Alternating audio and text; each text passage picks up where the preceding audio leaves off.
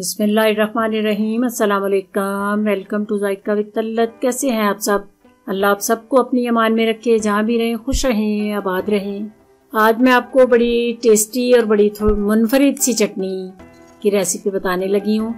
ये टेस्टी भी है और एनर्जी वाली भी चटनी है।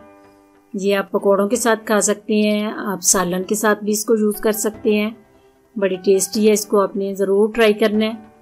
चलें बनाना शुरू करते हैं। इसके लिए जो चीज़ें चाहिए, ये थोड़े से तिल हैं, ये मैं यूज़ करूँगी अंदर बिल्कुल थोड़े से। ये खजूरें मैंने इनकी गुठलियाँ जो हैं वो अलग कर ली हैं, धो के अच्छी तरह।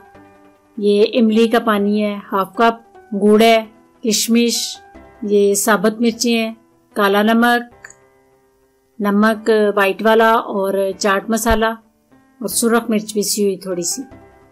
ये चीज़ें देख के आपने परेशान नहीं होना कि इतनी सारी चीज़ें। तो ये चटनी बड़ी टेस्टी बननी है, बहुत मज़े की बनती है। ये मिर्चें जो हैं ये थोड़ी सी आपने गर्म कर लेनी है ताकि क्रिस्पी हो जाएं और पीसने में आसानी से ये अंदर अच्छी तरह पीस जाएं। सबसे पहले इमली का पानी डाला मैंने, उसके बाद खजूरें, फिर ये मसाले जो दिखाए हैं मैंने आपको वो सारे ऐड कर देने हैं।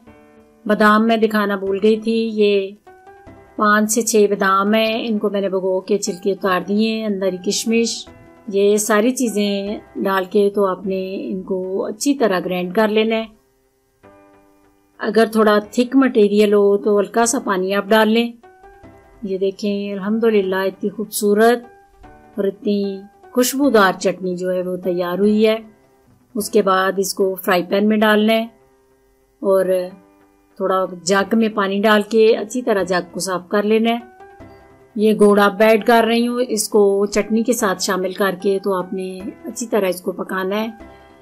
आंच जो है वो मीडियम रखनी है, तेज़ आंच पे नहीं ये इसको पकाना।